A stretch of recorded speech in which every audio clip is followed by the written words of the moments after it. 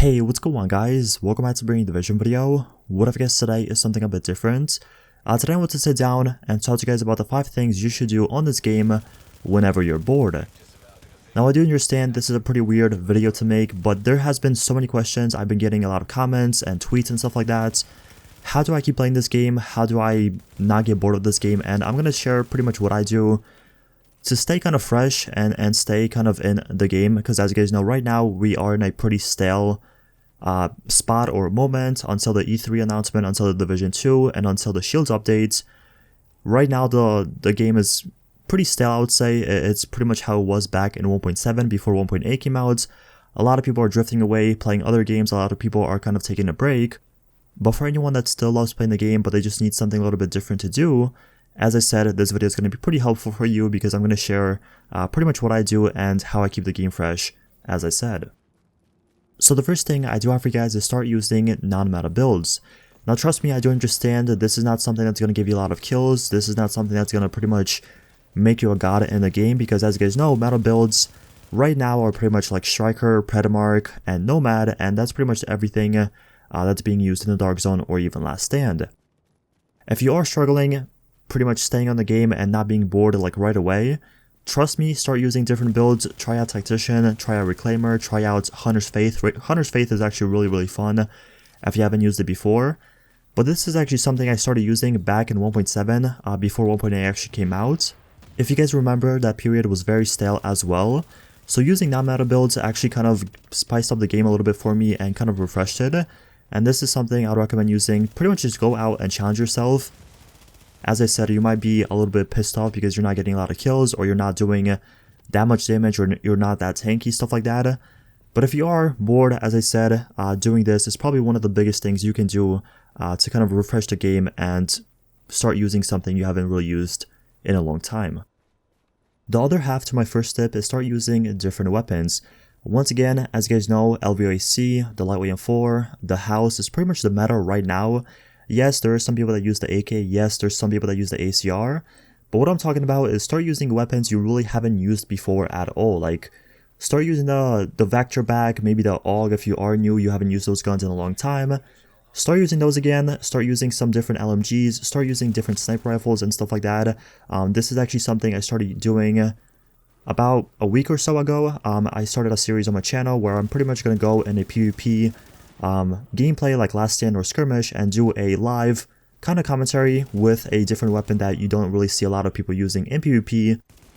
But trust me, this is something that really spiced up the game for me as of late. And yes, some games I'm not really getting that many kills, some games I'm completely getting destroyed, but it is the different kind of approach to the game where you're using something a lot of people don't use, and if you like it, if you're having fun with it, you might as well use it, even if it's not the meta, even if it's not doing the most amount of damage. As I said, it's something that you might enjoy. You really never know until you try it. The next tip I have for you guys is something I used to do a lot back in 1.5 and 1.6, and what that is help solo players in the Dark Zone. Trust me, I do understand this might sound a little bit weird or strange, but there's no better feeling than going to the Dark Zone and helping out someone that's new to the game, struggling to extract, get gear, get weapons, whatever the case is. There's really no other better feeling, and this is, as I said, something I used to do a lot, and I met so many friends, so many cool people just pretty much doing this. You'll be surprised how many people there is playing the Dark Zone by themselves, because as I said, their friends are not playing the game anymore or whatever the case is. So if you are one of those people that is constantly bored on the game, trust me, go in the Dark Zone. There's going to be so many people you come across, so many people you're going to run into playing by themselves, and you really never know if it's their first time playing the game or if it's their 15th or 20th time playing the game. But just see if you can help out, see if you can party up, go in a party chat together, or just play together and see if you can become friends and pretty much have someone to play with as well. My next tip for you guys is play Rogue 29.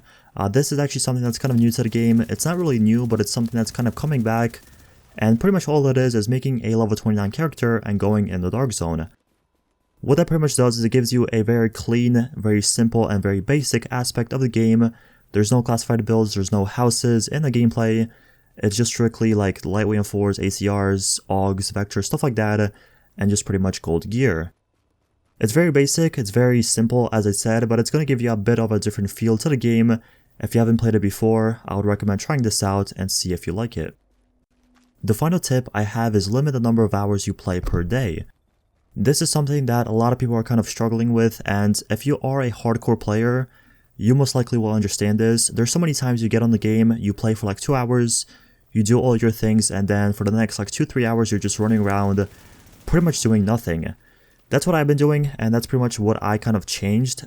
So from now on, instead of playing a game like 3-4 hours a day, like I used to for many months, I pretty much cut that in half, and I only play the game for maybe like an hour and a half. It just really depends on what I'm feeling and if I'm, doing something a little bit different for a video, or if I'm just kind of trying to grind and, just play to play. Pretty much what I'm trying to say is don't finish everything at once. There's so many times and there's so many people that just play the game for hours and hours until they finish everything, and then for the next couple days they have really nothing to do. Instead of doing that, as I said, limit yourself for a few hours on the game, maybe 1.5 to 2 hours on the game, and just leave yourself on a cliffhanger or something you didn't really finish.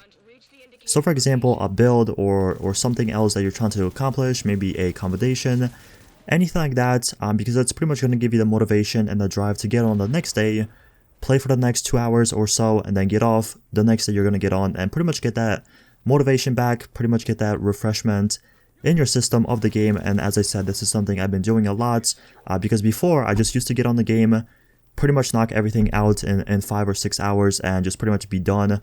And for the next couple of days, I had really nothing to do. I had no motivation to play the game at all. But since I started doing this, it kind of brought that drive and that motivation to get on, play the game, and just have fun on it again. So yeah, that's pretty much my tips. That's pretty much what I've been kind of doing to keep myself fresh on the game until the Division 2 comes out, until the Shields update comes out, and just kind of staying in the game and playing it while I can. Anyways, that is it for the video. If you guys have any more questions or if you have any recommendations as well, make sure to leave them in the comment section below. As you guys know, I read all my comments and respond to them. But anyways, that's it for the video. Thank you so much for watching. Don't forget to leave a like, subscribe for more videos, and I'll see you guys in the next one.